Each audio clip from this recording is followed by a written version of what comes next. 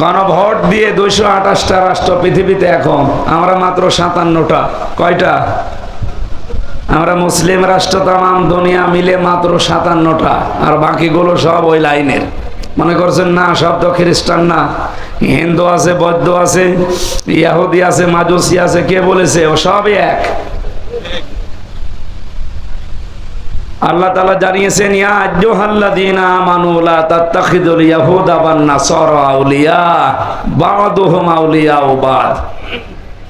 ঈমানদারেরা কখনো ইহুদি খ্রিস্টানদেরকে বন্ধুরূপে গ্রহণ করবে না, কারণ এরা একে অপরের বন্ধু। তার মানে 200 কোটি মুসলমান বাদ দিলে 650 কোটির উপরে মানুষ এখনো থাকে। ওরা বাকি জাতিতে যাই হোক, সব কিন্তু রসুনের পেছনের মতো এক। মুসলমান টাইট করার জন্য সব এক। এই জন্য ওনার এই আশঙ্কাকে যদি সত্যি সত্যি এই সাদা চামড়ার লোকেরা বাস্তবে রূপ দিয়ে ফেলে, আর রূপ দেবে। 17 সালে মাত্র এই বান্দরবন এলাকা, পার্বত্য এলাকাতে মাত্র 224টা গির্জা ছিল। এই 6-7 বছরের ব্যবধানে এখন গির্জার সংখ্যা 444টা। আপনি টের পাচ্ছেন কোথায় যাচ্ছে? খ্রিস্টান মিশনারি এবং কাদিয়ানীদের এই নীরব আন্দোলনের মাধ্যমে হাজার হাজার মুসলমানেরা, ওদিকে মায়ানমারের কিছু অংশ, যেহেতু ওই লাইনটা পার্বত্য চট্টগ্রাম একটা টার্নিং পয়েন্ট, গুরুত্বপূর্ণ কৌশলগত স্থান ওইটা, এবং শক্ত মজবুত কোনো রক্ষী না থাকার কারণে ওখানে একটা ভেজাল তৈরি করা সহজ। পাহাড়ি এলাকা এবং সাগর এলাকা হওয়ার কারণে মায়ানমার যেহেতু অত উন্নত না, বাংলাদেশ আমরা অত উন্নত না, এই দুই দেশটা থেকে কিছু কিছু জায়গা নিয়ে ওরা যদি একটা গণভোটের মাধ্যমে স্বাধীন খ্রিস্টান রাষ্ট্র ঘোষণা করে ওখানে এয়ারবেস যেহেতু বানানোর চেষ্টায় আছে, কাকে মারবেন আপনি এয়ারবেস তৈরি করে? তার মানে এখানে গোপন কোন ষড়যন্ত্র হচ্ছে। এই সব নিয়ে আমাদের মাথা খারাপ হয়ে যায়। আর ও নবী কয় বছরে নবী হয়েছে, এই নিয়ে আজ ফতোয়াবাজি করি অন্ধকার করে ফেলছে। তাহলে ওটা যদি মুসলমান থাকতো তার কথা মানতাম, ও তো কাফের হয়ে গেছে। সূরা আনআমের 50 নম্বর আয়াত, সূরা হুদের 31 নম্বর আয়াত।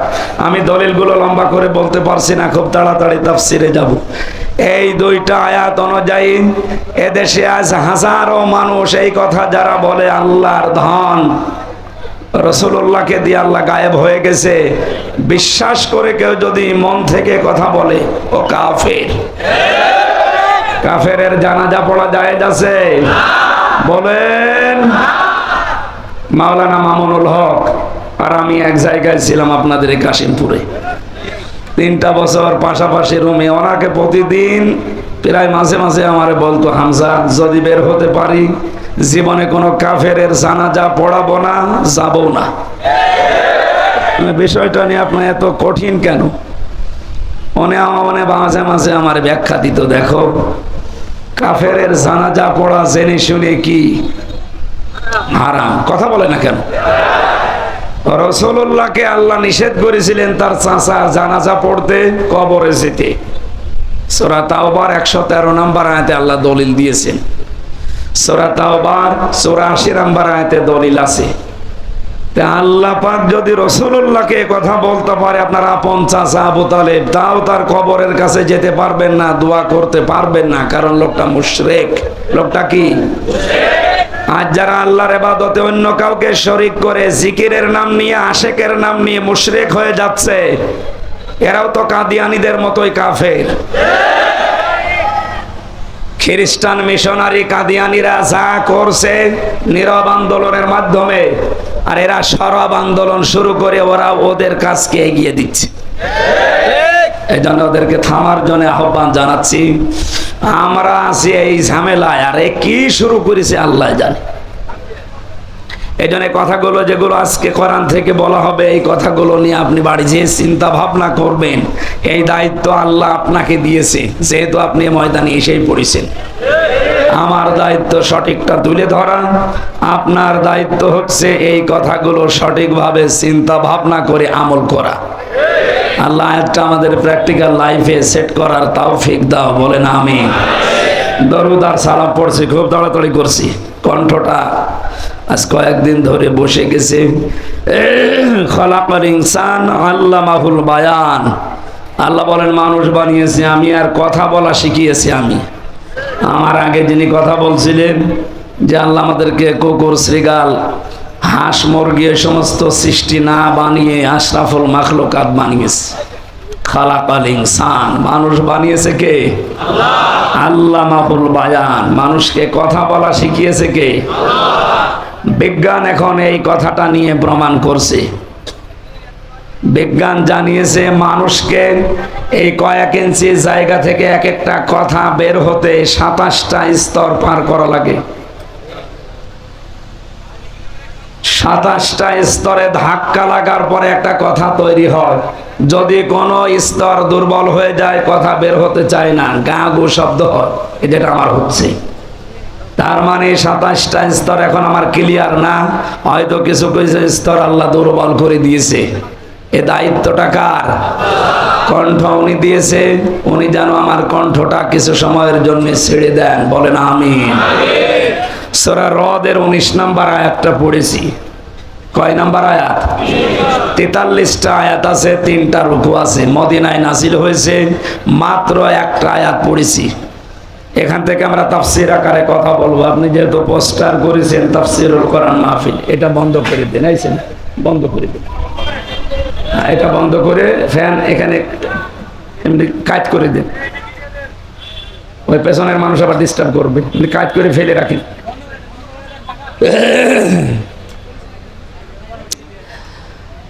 আমার ভাইরা, কোরআনে কারিম থেকে কথা শুনতে হলে আমি এর আগে বহু তাফসীর মাহফিলে বলেছি 5টা বিষয় খেয়াল করা লাগে। কয়টা? এটা যেহেতু ওয়াজ মাহফিল না, ইসালে সওয়াব না, মিলাদ মাহফিল না, ওরস শরীফ না, নওরস শরীফ না, খসরস শরীফ না, এটা তাফসীর মাহফিল। আর তাফসীর করেন সরাসরি রাসূলুল্লাহ। রাসূলুল্লাহ এখন নেই, ওই দায়িত্ব এখন রাসূলের ওয়ারিসদের। সুতরাং এই মেম্বারটা অনেক দামি জায়গা, এটা বড় আমানত। এই আমানতটা যদিও আজ অনেকে উল্টা পাল্টা করে নাচানাচি করে নষ্ট করে ফেলেছে, আমরা এটা নষ্ট হতে দিতে চাই না। যতটুকু পারি হক আদায় করে এখান থেকে কথাগুলো ডেলিভারি দিতে চাই ইনশাআল্লাহ। কণ্ঠটা আল্লাহ তোমার কাছে আমি ভিক্ষা চাচ্ছি, একটু ছেড়ে দাও, জবান খুলে পড়েন। আউযু বিল্লাহি মিনাশ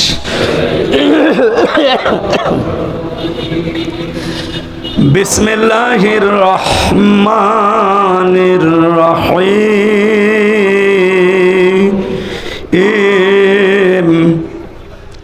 আফামান ইয়ালামু আন্নামা উনজিলা ইলাইকা মির রাব্বিকাল হক কামান হুয়া আ'মা ইন্নামা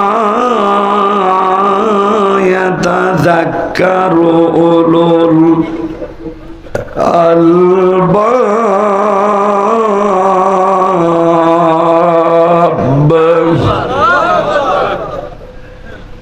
একটা আয়াতের ভেতরে যত কথা আল্লাহ লুকিয়ে রেখেছে আপনি একটু খেয়াল করে শোনেন। এই আয়াতে আপনাকে আজকে জান্নাতের পথ দেখিয়ে দিতে সক্ষম ইনশাআল্লাহ। আল্লাহ পাক বলেন, হে নবী, আপনার প্রভু আপনার উপরে যেটা নাজিল করেছে, যারা এটা বিশ্বাস করে আর যারা বিশ্বাস করে না, এর প্রতি অন্ধ আচরণ করে, তারা কি কখনো সমান হতে পারে? শুধুমাত্র বুদ্ধিমান যারা, এই মানুষগুলো আল্লাহর উপদেশ গ্রহণ করে থাকে। এখন থেকে আমরা 24 নম্বর আয়াত পর্যন্ত এই 5টা আয়াতে আল্লাহর যে উপদেশগুলো আছে, যারা বুদ্ধিমান আমরা, এরপরে আছে নির্বুদ্ধিমান যারা, তাদের কথা আছে, ওগুলো আমাদের দরকার নেই। আমরা বুদ্ধিমান হতে চাই আল্লাহর ভাষায়। কি হতে চাই? বুদ্ধিমান। আল্লাহর কোরআন থেকে এই 5 আয়াতের তাফসীর শোনার মাধ্যমে আমরা যেন বুদ্ধিমান হয়ে ময়দান থেকে বিদায় নিতে পারি, বলেন আমিন। বুদ্ধিমান কারা? বেশি দিন ক্ষমতায় আছে যারা বিভিন্ন কায়দা করে, তারা টাকা পয়সার মালিক যারা বৈধ অবৈধ দেখা দেখি নেই তারা বলেন, এরা তো বুদ্ধিমান নয়। এদের জন্য ভয়ঙ্কর কথা কোরআনে কারিমের সূরা মারিজের 19 নম্বর আয়াতে আল্লাহ দিয়েছে। আল্লাহ রাব্বুল আলামিন বলেন, কাল্লা ইন্নাহা লাযা, কখনোই না, অবশ্যই তাকে আমি লাযা নামক জাহান্নামের দরজা দিয়ে প্রবেশ করাবো। নাযাআতাল লিশাওয়া, যে ঘরে প্রবেশ করার সঙ্গে সঙ্গে চামড়া খসে চলে যাবে। গাজীপুরবাসী, আপনাদের জেলায় সর্বমোট 5টা কারাগার সরকার বানিয়েছে। সরকারি একটা আপনাদের জেলায়, আর ওখানে কেন্দ্রীয় 4টা। এখানে শাস্তির ব্যবস্থা আছে বিভিন্ন অপরাধের জন্য। ভেতরে আমরা দেখেছি এমন কোন ঘর আমি পাইনি এই 4টা কারাগারে যেখানে গেলেই মানুষের চামড়া খসে যায়, না নেই। রিমান্ডে যে 10 দিন ছিলাম, ওখানেও আমি এমন এমন ভয়ঙ্কর জায়গায় আমাকে নিয়েছে, মাটির নিচের ঘরে, কিন্তু গেলেই চামড়া খসে যায় এমন জায়গা আমি পাইনি। হ্যাঁ, নখ তুলে নেয়। এগুলো আমি জিনিসপত্র দেখেছি, মেশিন পত্র, যে হুজুরে যে এগুলো দিয়ে আমরা নখ তুলি। আপনার না, আপনাকে আমরা দেখাচ্ছি। এগুলো তুলি তাদের যারা অস্ত্র মামলায় ধরা পড়ে, যারা মার্ডার মামলায়, তাদের আমরা এগুলো তুলে নেই। তার মানে আমাকে জিনিসপত্র দেখিয়ে যেটা বলতে বলবে ওইটা যেন আমি বলি। 10 দিন আর দিকে 3 বছর প্রায়, সব মিলে বলেন আমার চামড়া কোনো জায়গা থেকে খসেছে? বলেন না কেন? আল্লাহর বাণী কি শুনলেন? নাযাআতাল লিশাওয়া, শুধু শোনা পর্যন্ত শেষ। এটা বাস্তবে নিয়ে যান তো কত কঠিন বিষয়টা। বাংলাদেশ না, এশিয়া মহাদেশের ভেতরে সবচাইতে বড় কঠিন এবং ভয়ঙ্কর জেলখানার নাম এই কাশিমপুরের হাই সিকিউরিটি 4 নাম্বারটা। এর ভেতরে শতাব্দী বিল্ডিং আছে, সবচাইতে বড় মারাত্মক জায়গা এটা। 24 ঘন্টা তালা লাগিয়ে রাখে। এত কঠিন জায়গায় থাকার পরও আমাদের চামড়া ওঠে নাই। খাবার দাবার সমস্যা ছিল, ঠিক আছে। এবার বলেন, আল্লাহ যে বর্ণনা দিলেন, যে ঘরের কথা বললেন, কিভাবে আল্লাহ বানিয়েছেন যে সেখানে গেলে আগে চামড়া খসে যায়? তার মানে ওখানে এরকম মেশিন পত্র লাগানো আছে। কথা বলেন। এই ভয়ঙ্কর জায়গায় আল্লাহ প্রবেশ করাবেন কাদেরকে? 2টা গুণ যাদের ভেতরে দুনিয়াতে পাওয়া যাবে তাদেরকে আল্লাহ ওই দরজা দিয়ে প্রবেশ করাবে। জাহান্নামের লাযা, এই দরজার নাম তাদউ মান আদবারা ওয়া তাওয়াল্লা ওয়া জামাআ ফাআওয়া। 1 নম্বরে যাদেরকে সত্যের দিকে আহ্বান করা হয়, সত্যকে সত্য জানার পরও যারা পৃষ্ঠ প্রদর্শন করে, মুখ ফিরিয়ে চলে যায়। আর বাংলাদেশে এই চরিত্রের মানুষ বেশি। শুধু আহ্বান করা না, চোখে আঙ্গুল দিয়ে অনেকে দেখিয়ে দেওয়া হচ্ছে। এর বড়ও শুধু আমার বাবার মুরিদ না, আমার দলের লোক না, এই জন্য হামজারে মানে না। এক কথা বলছে না কেন?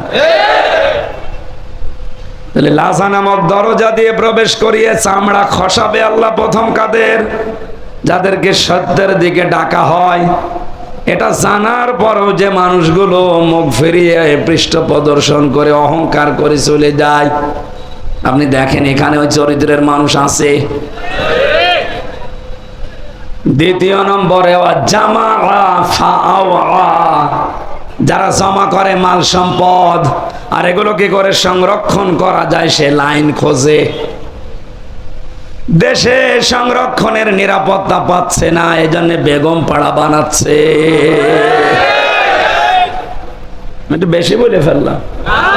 না না, বেশি বলিনি, অল্প হয়েছে।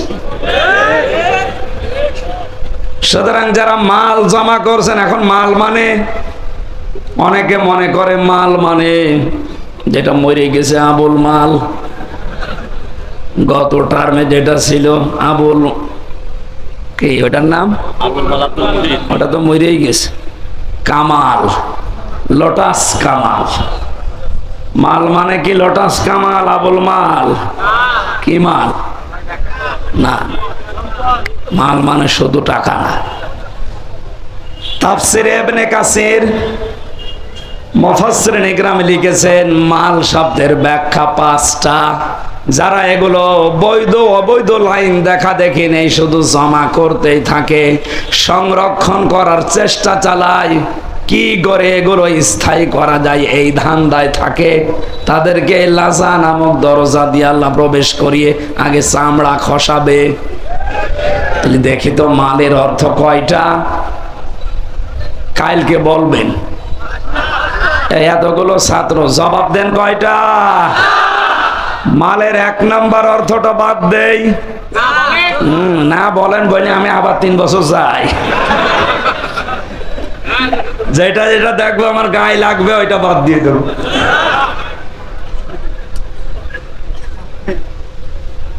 মালের প্রথম অর্থই হচ্ছে এই চেয়ার। এই চেয়ার না, ক্ষমতার চেয়ার। কারণ এই চেয়ারের তো কোনো ক্ষমতা নেই। 1834 জনের চেয়ারের ক্ষমতা আছে। চেয়ার মানে যে এই চেয়ার নাকি? এই চেয়ারের কোনো ক্ষমতা আছে? তারপরে উনি সাবেক তো নেই। বর্তমান হলেও কাউন্সিলের মতো হইতো, সাবেক হয়ে গেছে। তাহলে বাস্তবতা কি? চেয়ার মানে বাংলাদেশে 1734টা চেয়ার, মেন চেয়ার। প্রধানমন্ত্রী শেখ হাসিনা থেকে শুরু করে এই এলাকার উপজেলা চেয়ারম্যান পর্যন্ত যারা আছে, এই 1734টা চেয়ার, এগুলো মাল। এগুলো কি? এগুলো যারা সংরক্ষণ করা, জমা করা আর কি করে স্থায়ী করা যায় এই চিন্তা ভাবনায় আছে। আমি মনে হয় বেশি ভেতরে চলে যাচ্ছি, একটু উপর দিয়ে যাই। এমনি ঝামেলায় আছে, আরো নিচে দিয়ে যেতে বলছে। দ্বিতীয় নম্বরে মাল মানে প্রভাব প্রতিপত্তি। 3 নম্বরে মাল মানে টাকা পয়সা, অর্থ সম্পদ। 4 নম্বরে মাল মানে অস্ত্র শস্ত্র। 5 নম্বরে মাল মানে নেককার স্ত্রী। কয়টা জিনিস বললাম? ব্যাখ্যা করতে গেলে আপনারা উল্টা দিকে নিয়ে যাবেন। এমনি আমি যা বলি ওটা খালি উল্টা বোঝে মানুষ। আমার যে মামলা দিয়েছিল ওটা নাকি জেলখানা এখনো আছে। এই গত হাজিরায় ওরে নিয়ে এসেছিল। ওরে এর আগে একবার দেখেছিলাম সেলের ভেতরে, আর এই হাজিরার দিন দেখলাম। আমি মনে করলাম জিজ্ঞাসা করে যে তুমি জেলখানার ভেতরে তো এমনি না, কোথায় এসে সিরাজগঞ্জ থেকে একটা ভাঙা কাঁচি নিয়ে এসেছে, সংসদ ভাঙবে। সংসদ কাঁচি দিয়ে ভাঙা যায়? বোম মারলে ওড়ে না, আরো কাঁচি নিয়ে এসেছে পাগল সে সিরাজগঞ্জ থেকে।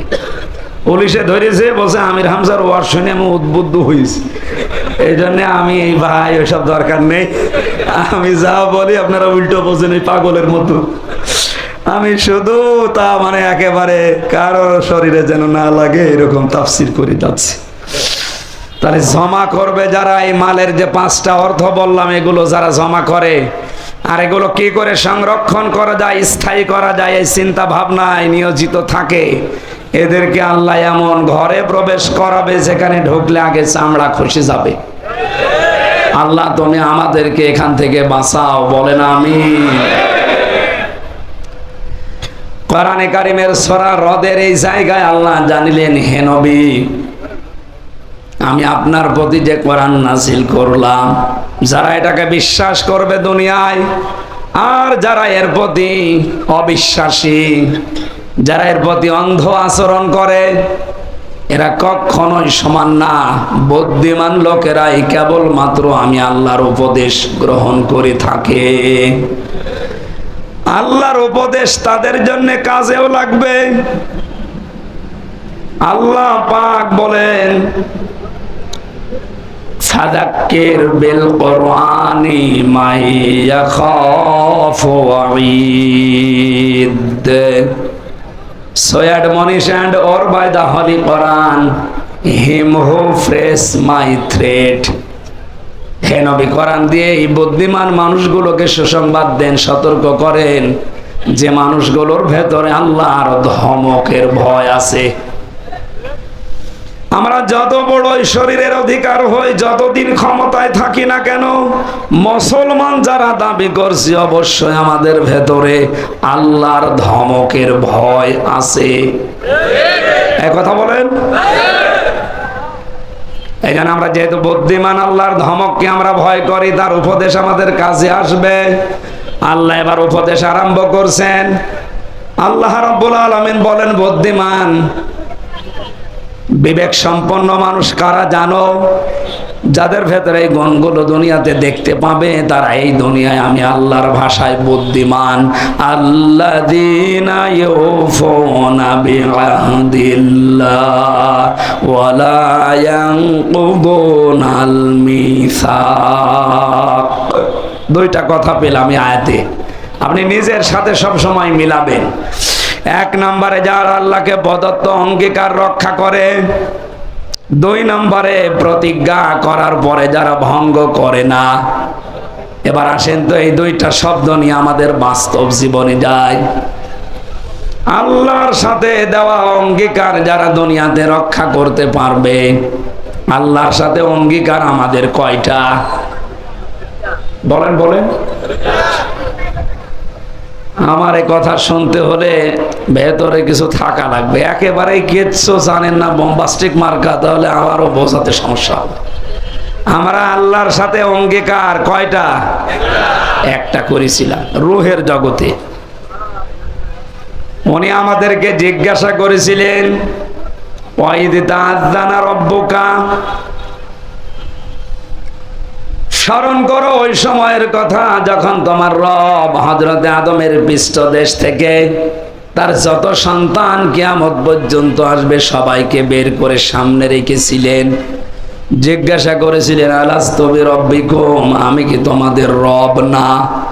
যত রূহ আমরা ওই জায়গায় ছিলাম এক বাক্যে বলেছিলাম, ক্বালু বালা, অবশ্যই আপনি আমাদের রব। আমরা কিন্তু ক্বালু নাম বলতে পারতাম যে হ্যাঁ আপনি আমাদের রব, কিন্তু নাম শব্দ না ব্যবহার করে আমরা বালা বলেছিলাম। নাম মানেও হা, বালা মানেও হা। নাম মানে এমনিতেই হা, আর বালা মানে গ্যারান্টি দিয়ে হা। বলেন সুবহানাল্লাহ। ওই সময় আল্লাহ পাক ডান হাত, কুদরতি হাতকে এভাবে মেলে ধরেছিলেন। এর ভেতরে যত রূহ দেখা গেছে আদমের সন্তানদের, নবীজিকে আল্লাহ হযরতে আদমকে শুনিয়েছেন, আদম এগুলো তোমার সব জান্নাতি সন্তান। বাম হাত এভাবে বের করে যখন মেলে ধরলেন, এখানে যে রূহগুলো ছিল আল্লাহ পাক বলেছিলেন এগুলো তোমার সব জাহান্নামী সন্তান, দুর্ভাগায়েরা।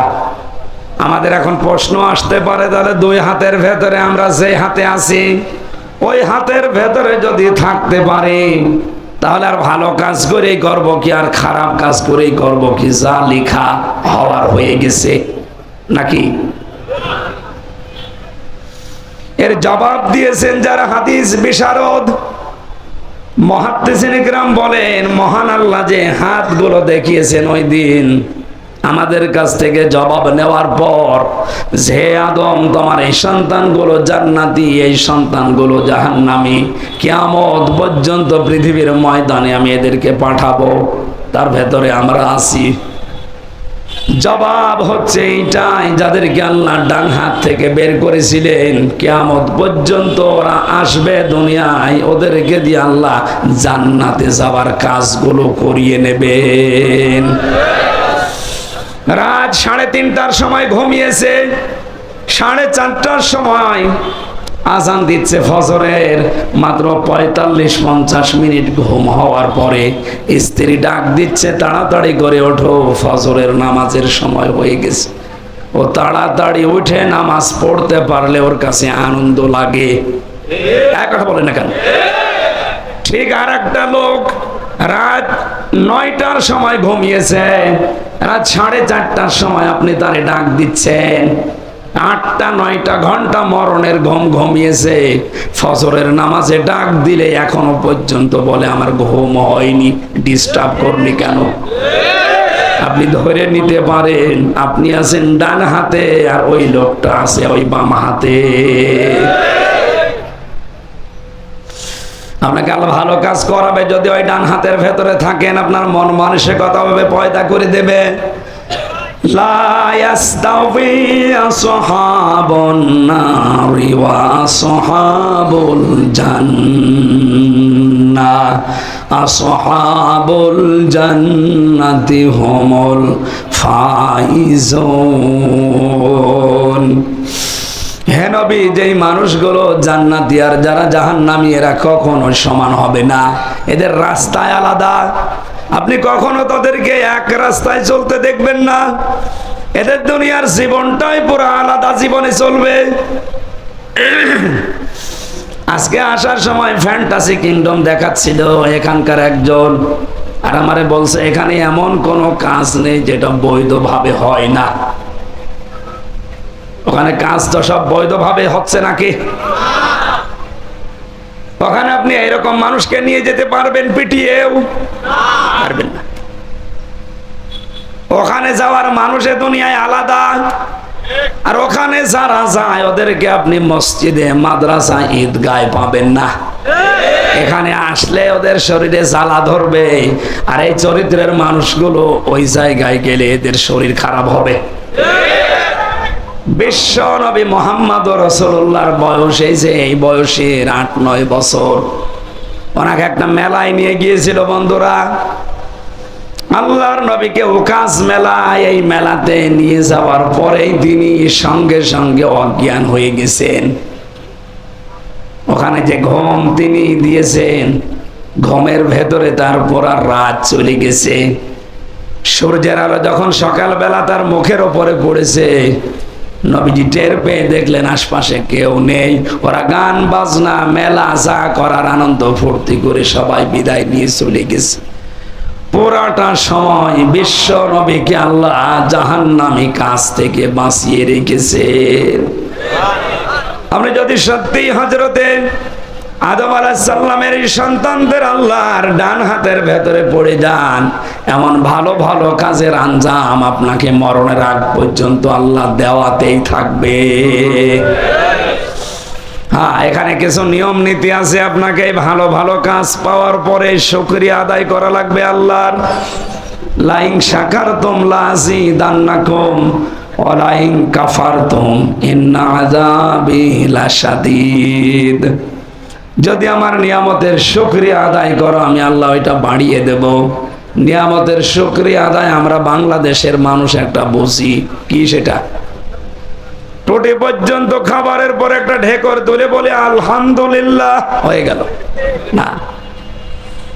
কেউ যদি কোনো নিয়ামত পাওয়ার পরে শুকরিয়া আদায় করে, ওকে 3টা বিষয় লক্ষ্য রাখা লাগবে। উনি যে কাউন্সিলর, আমি যে এখানকার প্রধান বক্তা, উনি যে প্রধান অতিথি, প্রত্যেকটা বিষয় আমার আল্লাহ বলেন ভালো হোক আর মন্দ হোক, প্রতিটি জিনিস আমার বান্দা বান্দীদের জন্য পরীক্ষা।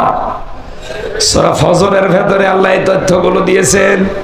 ফাম্মাল ইনসানু ইযা মাবতালাহু রাব্বুহু ফাকরামাহু ওয়া না'আমাহু ফায়াকুলু রাব্বি আকরামান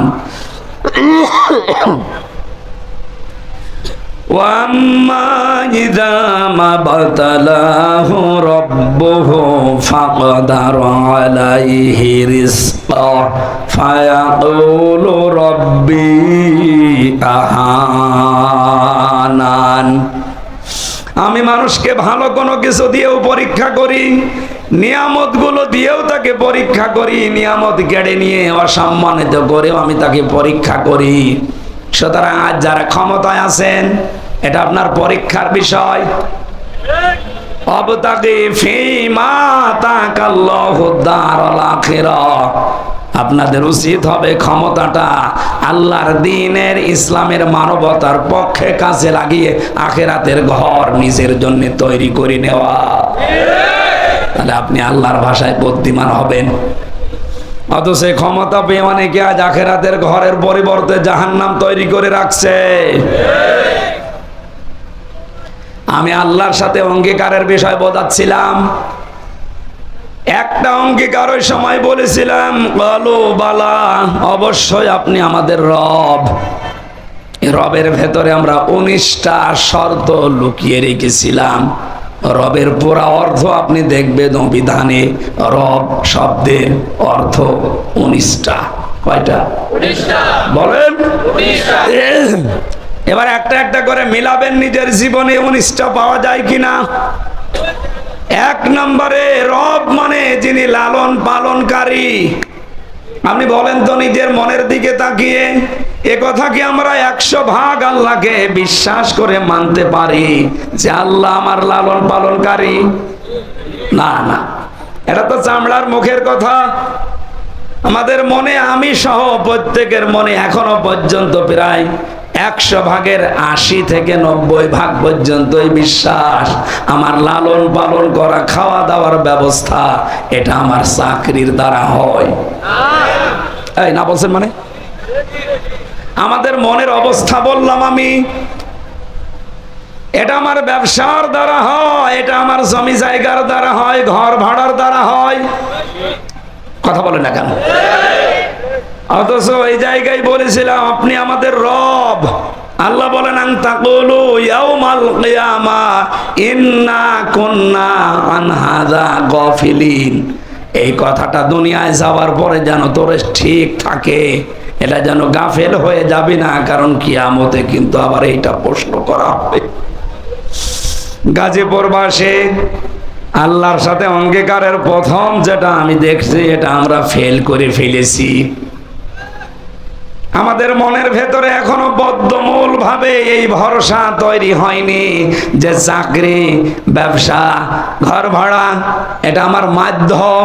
আসলে আমাকে খাওয়াতে পারে শুধুমাত্র কে? খাবার চারিদিকে তৈরি করে ফেলে রাখা আছে। আল্লাহ এমন একটা অসুখ আমাকে দিতে পারে যে অসুখের কারণে একটা খাবারের দিকেও তাকানো সম্ভব না। কত ধনী ধনী মানুষকে আমি এদেশে দেখেছি। বাংলাদেশের যারা বড় বড় 10 জন ধনী, তার ভেতরে প্রায় 8 থেকে 8 জনের সাথে আমার মেশা হয়েছে অলরেডি, কম বেশি। সবচাইতে বড় ধনীর তালিকায় পাবেন আপনি আকিজ গ্রুপকে। 10 জনের ভেতর আর একজন না। ওদের সাথেই তো কয়েক বছরে জেলে যাওয়া, 3 বছরের আগে ওদের সাথেই তো ছিলাম। বাস্তবে দেখেছি ওদের যে টাকা পয়সা, অর্থ সম্পদ, এদেশের সরকার তাদেরকে দেশে জমি কিনতে নিষেধ করে দিয়েছে যে তোরা যদি আর জমি কেনা আরম্ভ করিস, এদেশের অনেকের ঘর থাকবে না। কয়েকদিন আগে ওনার একটা ছেলে জেলে যাওয়ার আগে মারা গিয়েছিল, শেখ আব্দুল মমিন। এই লোকটা চামড়ার ব্যবসায়ী, জুতা তৈরি করে, চামড়ার ব্যাগ তৈরি করে, বিভিন্ন ব্যবসা আছে ওনার। এত মেধা নিয়ে চলতো লোকটা, খুব বড় লম্বা চওড়া না, একটু বাটা লোক, কালো দেখতে, চেহারাও ভালো না। কি আল্লাহ এমন দিয়েছে, কোরিয়া থেকে লেখাপড়া করিয়েছে, ওইটা কাজে লাগিয়ে বাংলাদেশের শীর্ষ ধনীদের ভেতরে একজন। খাবার খেতে পারতো না। বাংলাদেশের সবচাইতে বড় তাফসির মাহফিল দিত ওনার বাবার নামে, আকিজ ফাউন্ডেশন, খুলনা। 40-50 লক্ষ টাকা খরচ করে দিত। উদ্দেশ্য ওনার বাবা যেন কবরে শান্তি পায়। যারা আলোচক হয়েছে তো ওখানে আমি সহ, মাওলানা মিজানুর রহমান আজহারি, মাওলানা তারেক মনোয়ার ভাই সহ যারাই গিয়েছি, এই সিরাজগঞ্জের এখান থেকে মাছ কিনে নিয়ে যেত, টাটকা মাছ, আলেমদের খাওয়াবে, নিজে খেতে পারতো না। এই সাথে গলা উঠবে না ভাই।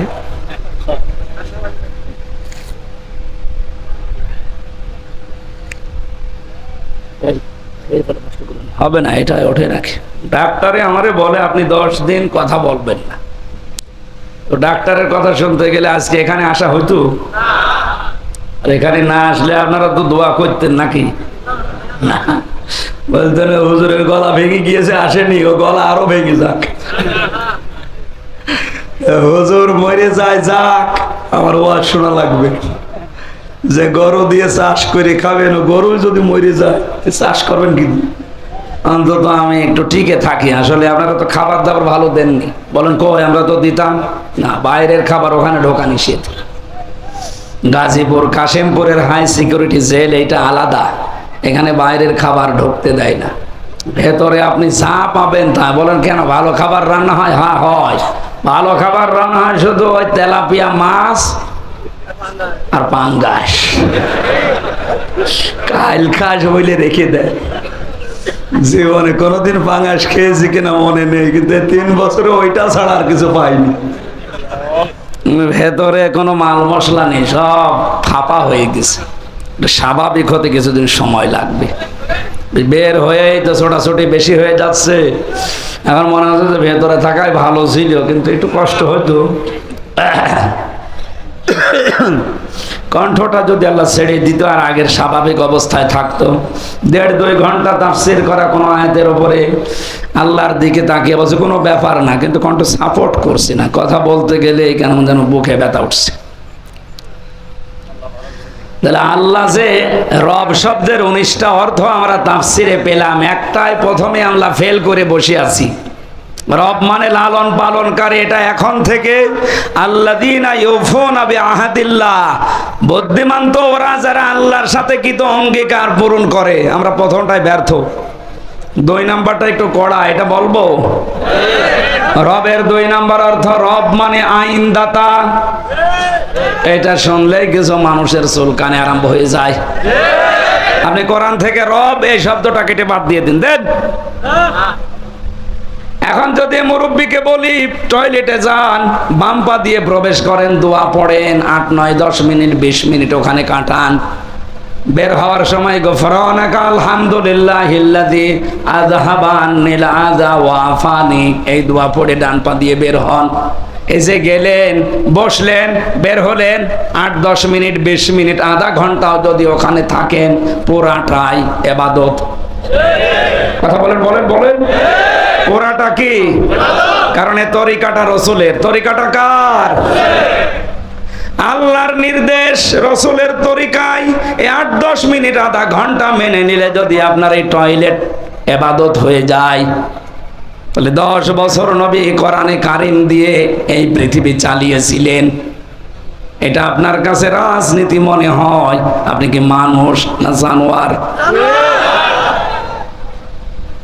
আল্লাহর কসম, আপনি ধরা খাবেন আজকে। যদিও এদিক ওদিকে কেটে কেটে চলে যাচ্ছেন, আপনি পারবেন না। টয়লেটটা বললে আপনার কাছে আনন্দ লাগে, আপনি আরো বলেন খুব ভালো লাগছে। ওরা তো 10 মিনিট 20 মিনিটের ব্যাপার। আর 10টা বছর নবী কোরআন দিয়ে রাষ্ট্র চালিয়ে বললেন, খায়রুল কুরুনি করনি, আমার যুগ শ্রেষ্ঠ যুগ। এই কথাটা বলতে গেলে আপনার কাছে রাজনীতি মনে হয়, আপনি আর মানুষের ভেতরে নেই। এ মুরব্বী মানুষ, সংসার অবশ্যই আছে না নেই? এখন যদি রাতে বাড়ি যে স্ত্রীকে সালাম দেয়, আর বউ যদি সালামের জবাব না দিয়ে গালি দেয়, কুকুরের বাচ্চা, ভালো লাগবে? গালি গালি শুনে খারাপ লাগবে? না না। উনি যদি বুদ্ধিমান হয়ে থাকে, ওনার খারাপ লাগা, মন খারাপ করা, এটা ওনারই পাগলামি হবে। যেই বলবে কুকুরের বাচ্চা, শুকুরের বাচ্চা, সঙ্গে সঙ্গে উনি চিন্তা করবে, কি গো, এত শিক্ষিতা মেয়ে, ভালো বংশের মেয়ে, কোনদিন এই 50 বছর সংসার করে আমার মুখের উপরে মুখ তুলে কথা বলে না, আর আজকে আমারে হঠাৎ গালি দিচ্ছে শুকুরের বাচ্চা, কুকুরের বাচ্চা বলে। অবশ্যই ওরে চিনে ধরিস। কথা বলছে না? ওর স্বাভাবিক নেই, ওরে জিনে ধরেছে নাই ভূতে ধরেছে, এতে গালি দেয় কেন? এই সহজ বিষয় যেমন আপনি বুঝে ফেললেন, 50 বছর সংসার করার পর উনি নিজেও মেনে নিতে পারছে না, তারপরও সান্ত্বনা এই যে আমার বউ স্বাভাবিক নেই, ও অস্বাভাবিক, ভূতে ধরেছে, জিনে ধরেছে। আপনি যখন টয়লেটে আধা ঘন্টা কথা শোনার পরে আনন্দে মনের ভেতরে আপনার ভালো লাগে, 10 বছর রবের ব্যাখ্যা দিয়ে কোরআন দিয়ে চালাতে হবে, এইটা শুনলে রাজনীতি মনে হয়, মন খারাপ হয়, বুঝবেন আপনাকে শয়তান দখল করে ফেলেছে। আপনার স্বাভাবিক নেই। এই জন্য রব মানে আইনদাতা, এটা আপনি অঙ্গীকার করে এসেছেন। আল্লাহর আইন কয়টা? এখানে আলেম নেই, পড়াশোনা করে না। আল্লাহর আইন কয়টা বলেন তো? 500। কত? আপনি একটা একটা করে নিজের 3.5 হাত বডি, পরিবার, সমাজ আর রাষ্ট্রে মিলান, কয়টা আপনি পাবেন? আমার যতটুকু ধারণা, আমাদের এই 3.5 হাত বডি থেকে আমাদের সংসদ পর্যন্ত একটা আইনও আল্লাহর নেই।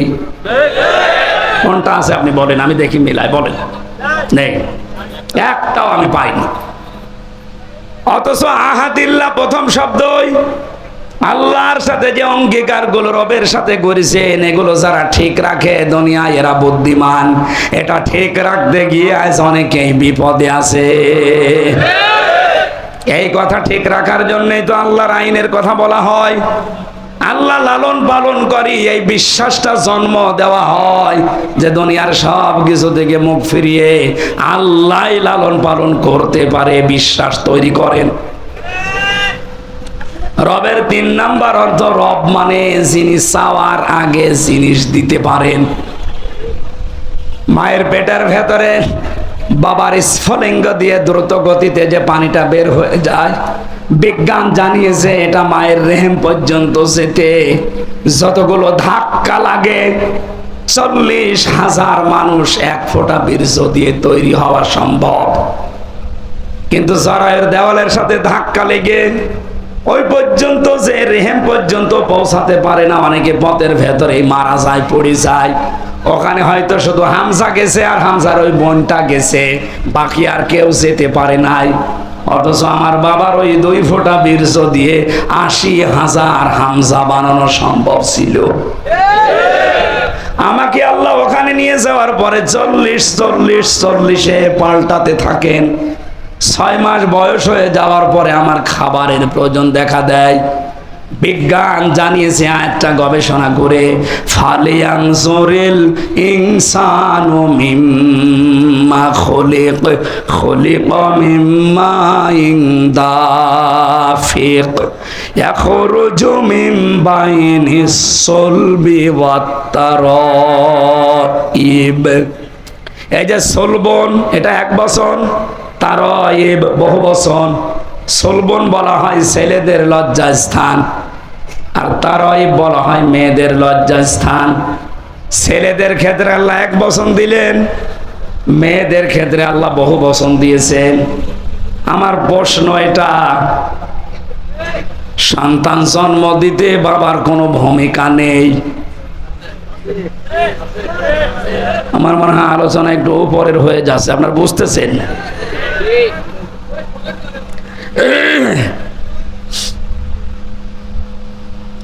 এখন যেগুলো আধুনিক তাফসীর পাওয়া যায়, যদি বাংলাতে পান কিনে নেবেন, দেখবেন বাবার এই নাপাক পানিটা দিয়ে মহান আল্লাহ মায়ের রেহেমের ভেতরে 4টা জিনিস তৈরি করে, চুল, রগ, হাড় আর পর্দা। মায়ের রেহেমের ভেতরে যে নাপাক পানিটা আছে, ওইটা দিয়ে আরো 4টা জিনিস বানায়, রক্ত, গোশত, চর্বি আর চামড়া। 4-8টা জিনিস যখন এক হয়, তখন মহান আল্লাহ বলেন, আমার রব নামের কারণে আমি আল্লাহ তোরে দয়া করে 5টা জিনিস দান করি। এই তথ্যটা পাবেন সূরা নাহালের 14 নম্বর পারার 14 নম্বর পৃষ্ঠার 13 নম্বর লাইনের 78 নম্বর আয়াতের শেষের দিকে আছে, ওয়াজআলা লাকুমুস সামআ ওয়াল আবসারা ওয়াল আফইদা ইলা আখির আয়া। আল্লাহ পাক বলেন, শ্রবণ শক্তি, দর্শন শক্তি, বাক শক্তি, আকেল শক্তি আর ঘ্রাণ শক্তি, এই 5টা আমার রব নামের খাতিরে তোরে দান করি। ও গাজীপুরবাসী, একটাও যদি আল্লাহ কম দিতেন, আপনি আসতেন দুনিয়ায় কিন্তু অপূর্ণাঙ্গ হয়ে। কথা বলেন না কেন? এই যে বাক শক্তি আল্লাহ আমার একটু দুর্বল করে দিয়েছে, এখন আমি টের পাচ্ছি যে কথা না বলতে পারলে কি হয়। আজ কত মানুষ দেখা করতে এসেছিল, কিন্তু কথা তো বলতে পারছি না, কথা বললেই গলা বসে যাবে, এই ভয়ে এরে দিয়ে কথা বলিয়েছি যে যা বলবেন এর কাছে বলেন। শুধু সালাম দিয়ে মাথা নাড়িয়েছি, ভাই আমার অসুবিধা হচ্ছে না, কারণ দিনের বেলায় যদি আপনার সাথে ভক ভক করি তো রাতে 1 ঘন্টা কথাই বলতে পারবো না।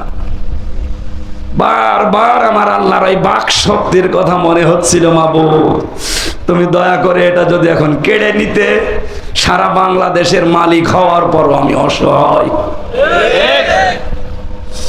রমজানে সৌদি আরবে ছিলাম, মদিনাতে একটা ভিডিও দেখছিলাম, ওখানে বিচারক যিনি মাত্র 11 বছর বয়সের একটা ছেলেকে ডাক দিচ্ছে, অন্ধ ছেলেটা, পড়া কোরআন শরীফ ওর সিনার ভেতরে, এত সুন্দর তেলাওয়াত করলো। বিচারক বলছে, বাবা তোমার যে চোখ নেই, তোমার কি আল্লাহর প্রতি কোনো অভিযোগ নেই? ছেলেটা চোখের পানি ফেলে দিয়ে বলছে, বিচারক আমার আল্লাহর প্রতি কোনো অভিযোগ তো নেই, আমি আরো বেশি সন্তুষ্ট। বিচারক বলছে, কি তোমার চোখ নেই, তুমি দেখতে পারো না এই বয়সে, ওরা করার মুখস্থ করে ফেলেছো, আর আল্লাহর প্রতি তোমার কোনো অভিযোগ নেই? কেন কেন অভিযোগ নেই বলো তো? ছেলেটা যে কথা বললো ওটা শুনে আমিও কেঁদে ফেলেছি। ছেলেটা ডাক দিয়ে বলছে, বিচারক আমি কিন্তু কোরআনে কারিমের শুধু হাফেজ না, পুরাটা আমার মাতৃভাষায় আয়ত্ত করা আছে।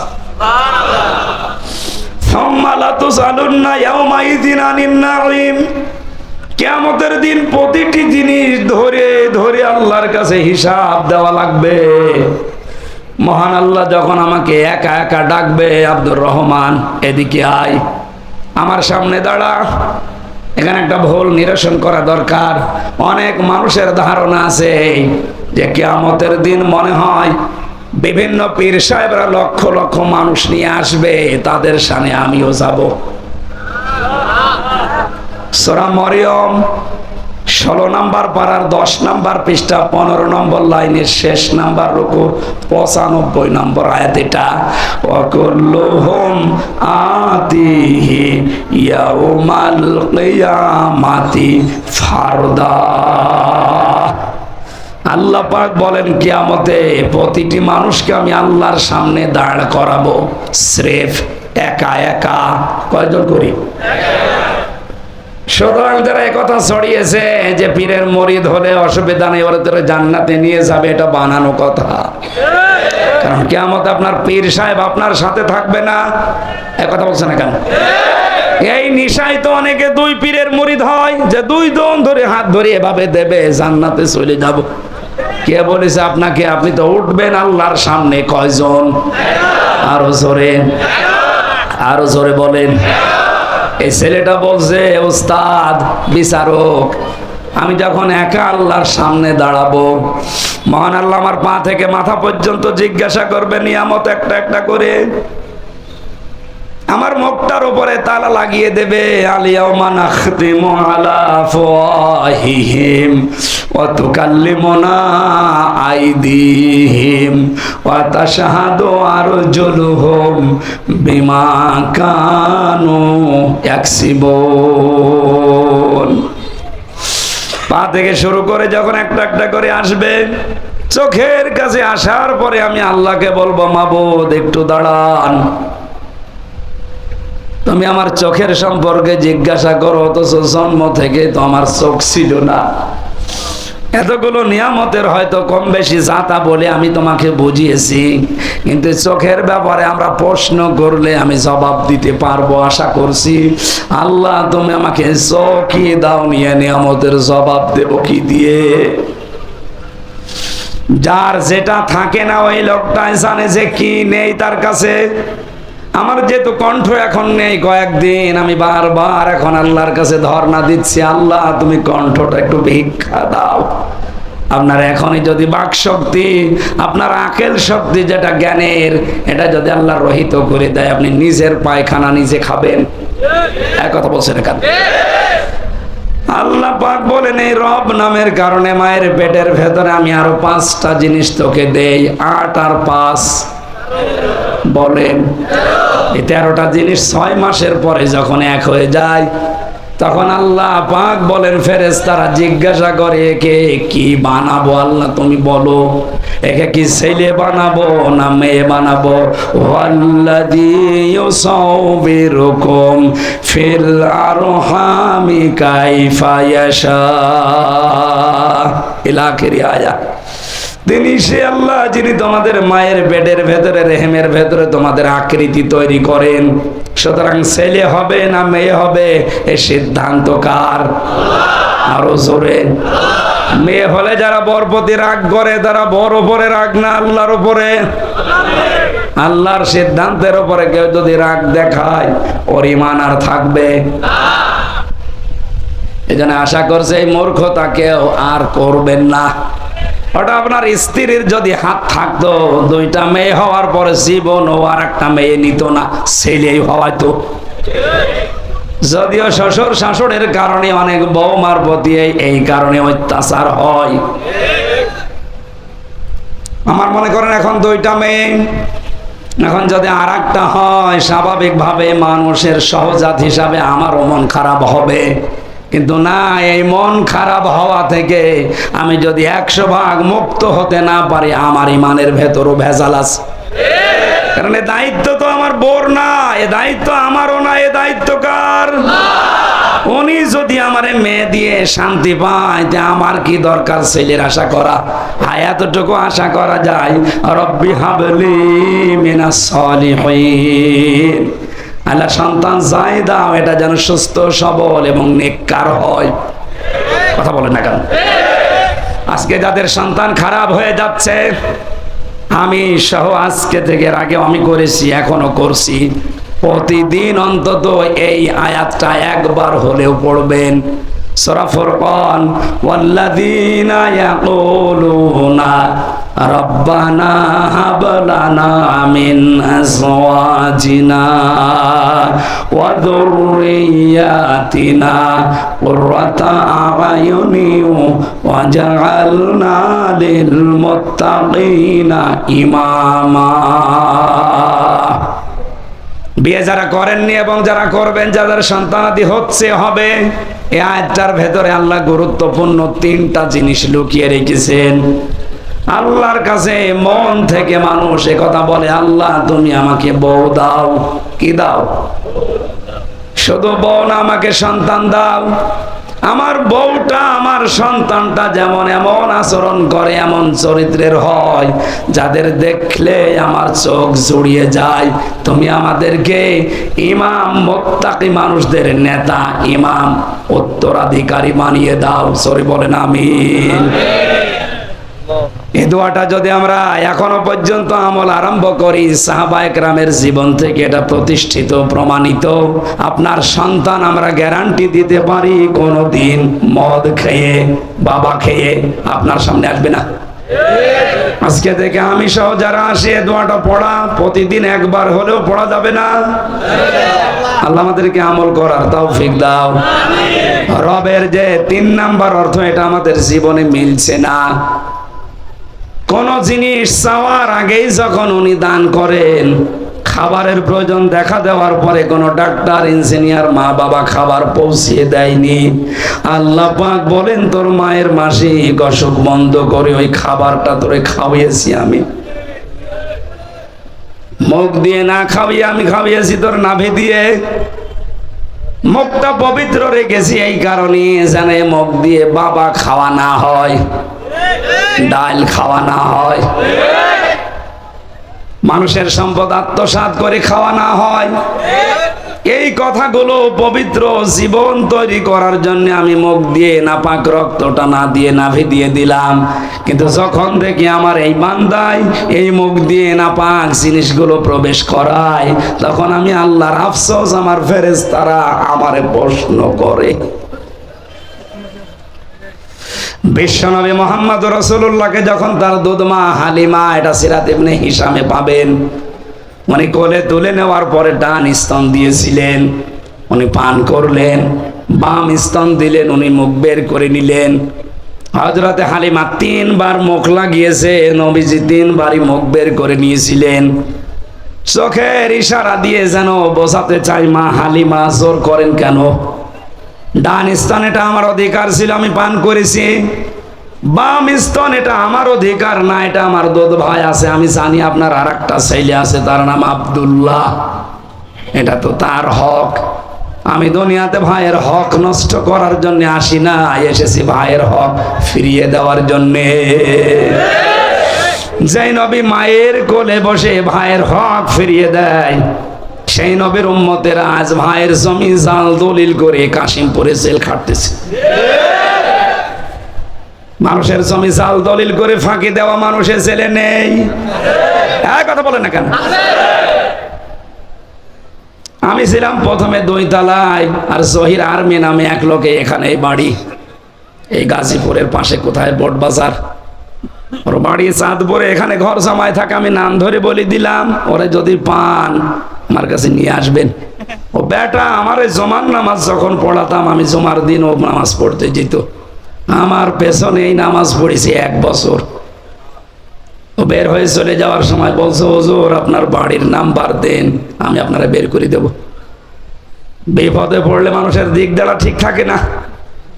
আমার বাবার আর চাচার নাম্বার দিলাম, ও বের হয়েই কায়দা করে চাচার কাছ থেকে 60,000 টাকা নিস। বলছে আপনার ভাতিজারে আমি বের করে দেব 3 দিনের ভেতরে। আর আমার বাবা মতো গ্রাম্য মানুষ, গ্রাম্য মানুষ তারা জীবনে কোনোদিন ফাঁড়িতেও যায়নি, থানা আর হাইকোর্ট তো দূরের কথা। যেই বলেছে আমি আর্মি, আমি ছিলাম ওনার সাথে, আমি খুব ভালোবাসি হুজুর রে, আপনি শুধু টাকা দেন, দেখেন কি করি। টাকা দিয়েছে আবেগে 55,000 সঙ্গে সঙ্গে দিয়েই দিয়েছি। বলছে 5,000 থাক, আমি মোবাইলে নেব। বললা 3 দিন না, 3 মাস না, 3 বছর চলে গেল, ওর আর খবর নেই। পরে আমি যোগাযোগ করেছি বাবার সাথে, চাচার সাথে, বলে ও কল দিলেই রাগ করে।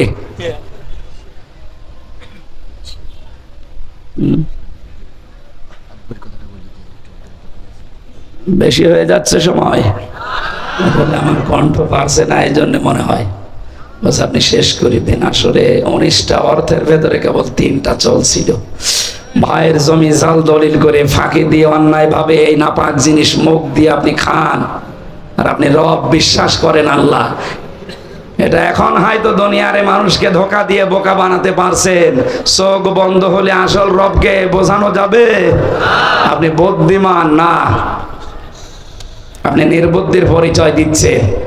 বুদ্ধিমান হতে হলে আল্লাহর যে অঙ্গীকারগুলো আছে, এই অঙ্গীকারগুলো পূরণ করেন। তার সাথে যে ওয়াদা করে এসেছে, এই ওয়াদাগুলো আমরা ঠিক রাখি। এরপরে একটা একটা করে 24 নম্বর আয়াত পর্যন্ত অনেকগুলো তথ্য ছিল। 12টা পর্যন্ত কথা বলার নিয়ম, 12টা 15 মাসে আমি জেলখানাতে যে 2টা বই একটু টাচ করেছিলাম, বাইরে এসে লিখেছি। দাম্পত্য জীবনে, পারিবারিক জীবনে মানুষের যে পরকীয়া প্রেম, এগুলো নিয়ে একটা বই লেখা আছে। এখানে আছে কিনা জানি না, আছে, গাড়িতে আছে, ডান হাতে গাড়িতে আছে। নিয়ে মেয়েকে আগে পড়াবেন,